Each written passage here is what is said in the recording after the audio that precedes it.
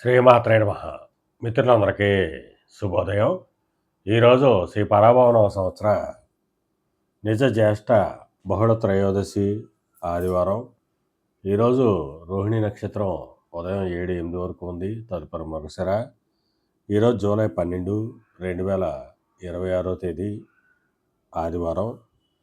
ఈరోజు వర్జ్యం మధ్యాహ్నం 12:22 1:51 వరకు ఉంది. దుర్ముహూర్తం సాయంత్రం 4:52 5:44 వరకు కూడా దుర్ముహూర్తం ఇవ్వడం జరిగింది. ఈరోజు పంచాంగరీత్యా ఈ రకమైనటువంటి ఫలితాలు గోచరిస్తున్నాయి. అలాగే ఈరోజు నక్షత్రాలైనటువంటి రోహిణి, మృగశిర నక్షత్రాలు ఎవరికి తారాబలం కుదురుతుందో మనం పరిశీలించినట్టయితే ఆరుద్ర, స్వాతి, శతతార ఈ నక్షత్రంలో జన్మించిన మన మిత్రులందరికీ కూడా ఈరోజు నక్షత్రాలైనటువంటి రోహిణి, మృగశిర నక్షత్రాలు అనుకూలంగా ఉంటాయి. అందువలన ఇప్పుడు చెప్పుకున్నటువంటి నక్షత్ర జాతకులందరికీ ఈరోజు శుభకరంగా ఉండే అవకాశం ఉంది. అలాగే రాశి ఫలాలను మనం పరిశీలించినట్టయితే మేషరాశిలో జన్మించిన వాళ్ళకి పరాక్రమంతో ఆదాయాలు ఏర్పడతాయి. వృషభ రాశిలో జన్మించిన వాళ్ళకి ధనాదాయం వృద్ధి చెందుతుంది. మిథున రాశిలో జన్మించిన వాళ్ళకి ఆరోగ్యం చేకూరుతుంది. కర్కాటక రాశిలో జన్మించిన వాళ్ళకి అనారోగ్య సూచన, ధనవ్యయం, కార్యటంకాలు ఏర్పడతాయి.